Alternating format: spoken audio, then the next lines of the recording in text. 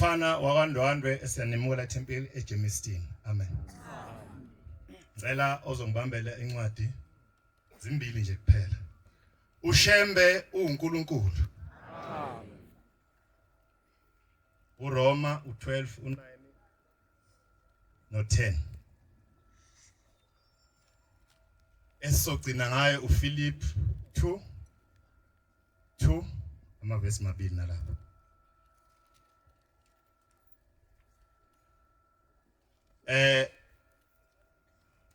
Angizukukhuluma bana basezulwini. Ukhule sengikushilo uShembe uNkulunkulu. La sinosihlalo bamanye ama-region. Siyabona iJoburg nanguDlomo usekhona. Noma ngithi indoda nababa uDlomo bakhona nobaba namhlanje sisodwa. Iphinde nangu baba Maduni Northwest usihlalo wakhona usekhona. Awufunda uRoma. Lokhu uma uvuma ngomlomo. Lokhu uma uvuma ngomlomo wakho. Inkosi uJesu. Inkosi uJesu. Ukholwe inhliziyo yakho ukuthi uThixo wamvusa kwabafileyo. Uyakusindiswa. Roma 12 lo. Verse 9 10 akusi.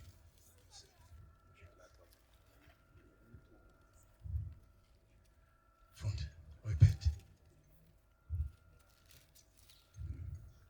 Uthando malungabi nakuzenzisa. Uthando malungabi nakuzenzisa. Maninenge okubi ninamathele kokulungileyo. Maninengwe ngokubi ninamathele kokulungileyo. Anithandane ngokuthandana kwabazalwane. Ngiyabonga nje. Ma sengihleli phansi ngizocela ozakwethu la. Angishumayeli. Bethi 1 bethi 2. Abazofakaza ukuthi uShembe uNkulunkulu bayeza. Nazi insizwa. So cela ukuthi ma inkonzo siqalile nenza ulayini la ukuze ulawuleke. Ngoba makuhlabelela le gcina kungalawulekanga kusukuma abantu abawu12 ngesikhathi esisodwa. Philip 2 verse 2. Nenza ukujabula kwami kuphelele. Ngifuna isho lo phezulu. Nenza ukujabula kwami kuphelele.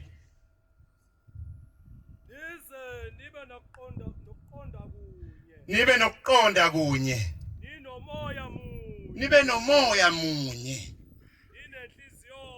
Nibe nenhliziyo nye. Ningenzi lutho ngenkani nokuziqhenya. Ibambe. Ningenzi lutho ngenkani nokuziqhenya. Njengoba sesicelile bafowethu angabibikho ozokwenza inkani. Athi mina ngizohlabelela ngikhona lapho bazongenza. Asibambisaneni lo msebenzi akusiwo wethu kaShembe. uShembe uNkulunkulu. Cela kwedlulisela abafowethu. Amen. Yinhle kangaka inkosi yethu muhle kangaka isimanga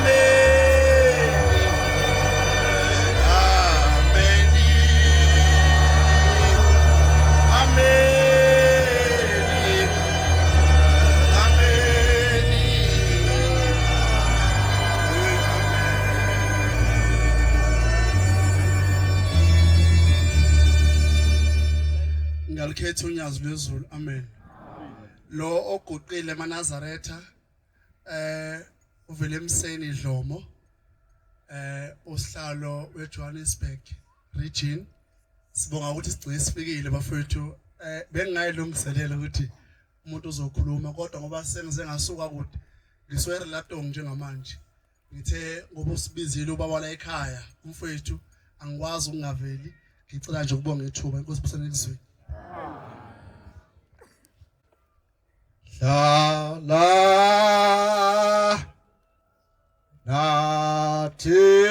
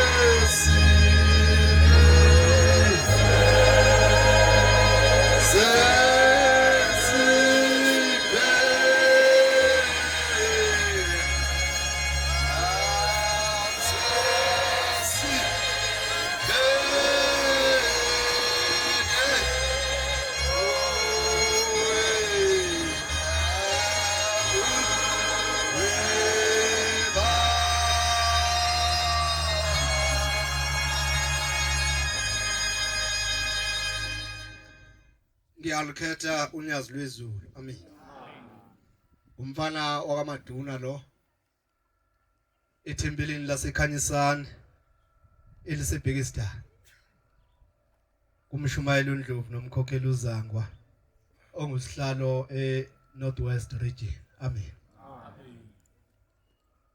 angizokukhuluma kakhulu kodwa ngithanda nje ukuveza into eyodwa ukuthi lo Shembe esihlangene ngaye lapha uNkulunkulu zokhuluma nje ngoShembe engambona ezweni lakithi akuzoba indaba ende nje izaba indaba emfishane kuba nazi insizwa ziningi kwathi eminyakeni edlule engicabanga ukuthi 2018 or 2019 kukhona insizwa engumakhelwane wami angizokukhuluma isibongo sayo lensizwa engamazi ubaba wayo izalayo kodwa umama wayo imazi ihlala nomama wayo yaseyihambi yakuloNkulunkulu esihlangene ngaye namhlanje lo ongathunyiwe hayi lo wena uthunyiwe Uma ifika lensizwa ilibeke udaba icela ukuthi uShembe ayifunise uyise usethi uShembe sihlangene ngawo unyazi lwezulu inkosi ikubusisa uzomthola ubaba wakho. Yasuka lensizwa ngoba kwakumhlangano yaseyiphikelele ekhaya mayifika ekhaya yafike yahlala kwaphela iveki wayesehamba uma wakhe edolobheni eyothenga ufanele akuthenga. Uma ifika edrobheni uma wakhe useqhuzwa imoto nje ngesibuko. Yamthi nje qhruka kancane imoto ngesibuko wayowa lapha yana kwase kuvalwa izimoto emgwaqweni kwase kubuya bosizo lokuqala wathathwa lo mama wasiwe esibhedlela ukuthi ayocheck ukudaka limanaka yini. Sithe uShembe uNkulunkulu.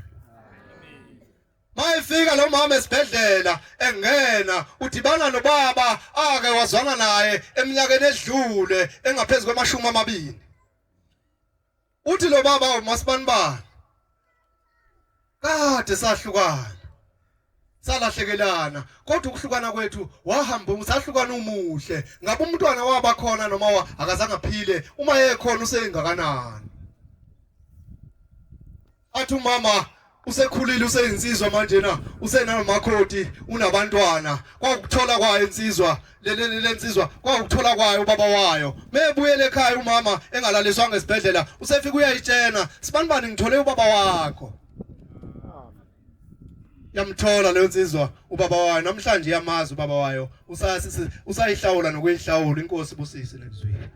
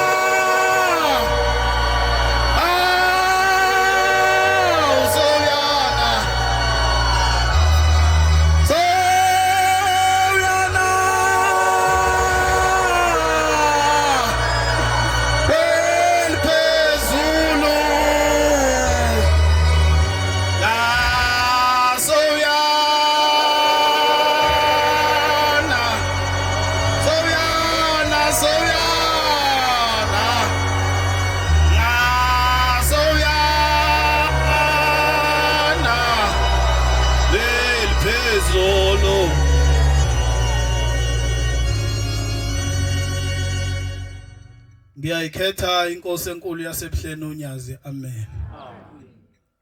Ngingwakwankosi Sibongo ethempelini esiyathokoza kumshumayeli Ntombela ibonga inkosi. Siyabonga maNazaretha ithuba esiliphiwa ngobaba lokuba besifaka esivivinyweni besihlola ukuthi uma beficwa kuhamba emhlabeni lenkolo kaShemba izokuphela yini na. Ngoba kuvamisile ukuthi uma kuhamba umzali ekhaya kade eyiNazaretha ayisale zithi ingane bekuyinkolo kababa noma bekuyinkolo kamama thina siyingeni lento. Ngizocela ukusheshe ngihlale phansi ngoba izinsizwa yiningi kakhulu. Kodwa ngifisa ukuqinisa abantu abasha ukuthi lo nkulunkulu esimkhonzayo uNkulunkulu wethu ngezikhathi zonke ezindaweni zonke futhi. Njengoba silapha endaweni yokukholwa kukhona iziphiwo esinazo umuntu ngamunye. Lona namhlanje ngizothi kumuntu omusha asiqaphele isiphiwo sakhe engagcine sebenzisa sona kakhulu kunomthetho kaNkulunkulu. Ngelinye ilanga kukhona indoda noma insizwa eyangiyakwadladla isibongo ungixolele lana. Lensizwa yakwadladla yayinesiphiwo nje sayo sokudlala ibhola elihle. Ngoba kukhona abantu abaphiwe, khona abaphiwe ukudansa, khona abaphiwe ukudlala ingoma, kukhona abaphiwe nje yonke into ngeinhlobo zokwehlukana. Lensizwa yakwadladla yayiphiwe ikhono elihle lapha ebholeni ayibonga inkosi. Lelinye ilanga kuvamisile ukuthi ibhola lidlalwe ngosuku thina esidumisa ngalo. Kwase kuba nebhola ekufanele lidlalwe ngeSabatha. Zasezizinsizwa ezidlala nalendoda zathi mfoka dladla umkabateli asihamba mfowethu siyodlala ibhola. Uyingozi umuntu othi mayeza ubumnandi basemhlabeni bese khohle ukuthi ushembe uNkulunkulu. Engathi noma ungajabula la ujabula khona kodwa ushiya isikhala sokuthi ushembe uThixo. Ukuze ngamzukwana ummemeza usosizini noma usenkingeni akwazi ukuzwa ngoba izintambo ezixhuma uNkulunkulu nezixhume kuwe zisabambile. Uma beyicela lensizwa ebesithi lensizwa ngilidlale mina ibhola ngeSabatha. Zasezincanga lezi insizwa zathi mfowethu uma ungekho le game ngeke siyiwine. Imvamisa abantu esithi kasinabo lapha ibona ngathi bazi kakhulu ngeindaba zalapha ekhaya kwedlula thina. Base bayibuza ukuthi mfowethu ungani inkonzo zimbili ngcono uphuthe yodwa sambe siyodlala ibhola. Waseyithola uSathane indawo enhlizweni yale ndoda. Engathi uSathane singemniki indawo ngoba uma sinika uSathane indawo kuyokwenza lokho singabonani nalo Thixo kwelizayo. Ngoba njengoba silapha sihlanganiswe indlela yethuna. Ukuthi egcineni kosuku sizokufa uma sifa ngale sovukela kushembe ebese ifuna zonke izintatha zokwenziwa umuntu eyiNazaretha. Base bethi hayi mfowethu uzophutha inkonzo yodwa sambeni siyodlala. Yayisivuma le ndoda. Yahamba yafika yadlala ngani noma bawina noma bawinanga. Yayisibuya le ndoda ithema ibuya yayisiphuthuma enkonzweni yasemini. Mhlawumbe nami bengingekho ekseni bengiseyindaweni zami ezingalungile. Yayisibuya le ndoda, yayisigoqa ingubo emhlophe njengami nawe, yayisiguqa emasangweni yacela ukungena nenhliziyo, yayisingena ngaphakathi endaweni yokudumisa yazodumisa. Kodwa yangasivuma isono ukuthi kade ngijuluke enkonzweni yasekuseni ngisegroundini. Wayesembuka nje uShembe ngoba uShembe ukakubuke akwelulela intambo ende ethi ake ngimelulela intambo mhlawumbe ngelinye ilanga uyongikhumbula. Yayisisonto le ndoda kwase kuba kuhle yaphuma inkonzo yasemini yathatha izinto zayo yahamba ekhaya. Zahamba izinsuku kwakuhle. Uthema iholo umuholo wayo la isebenza khona ngenyanga kaSeptember. Uma iyokhipha imali naye ebhenke kwase kwenzakala isiphithiphithi kwase kunyamalala 1000. Yayisimkhumbula lo nkulunkulu mubu umuntu okhumbula uShembe mayisesosizini. Uvamise ukungasizakali ngoba indlela ekufanele ihambe uNkulunkulu eze kuyo yenile.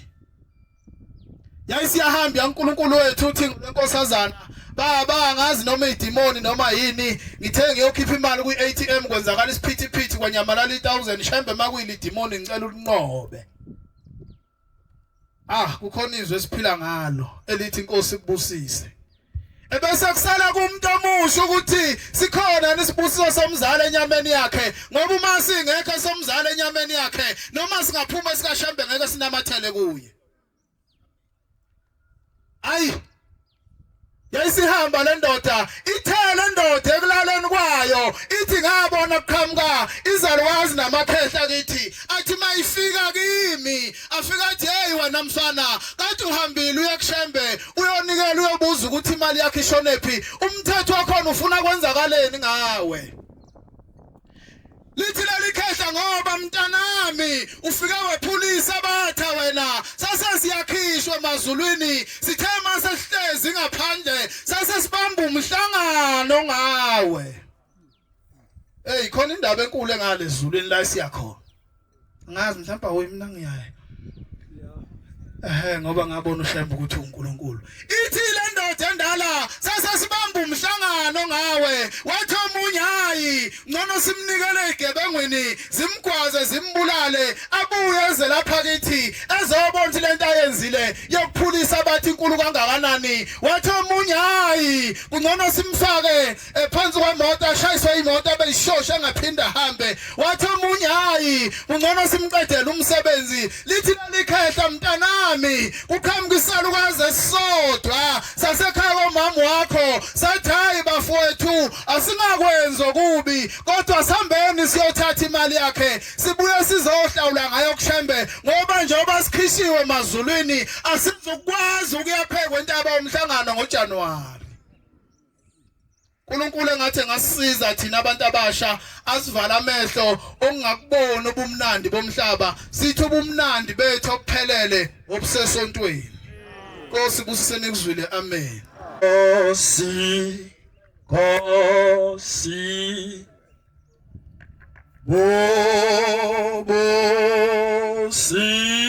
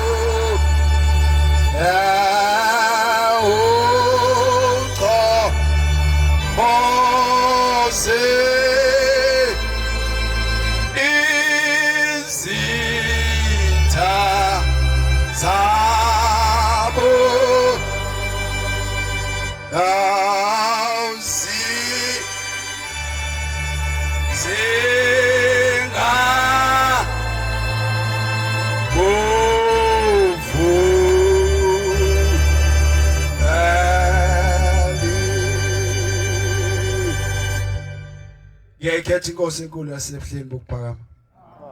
Uthama okhulumayo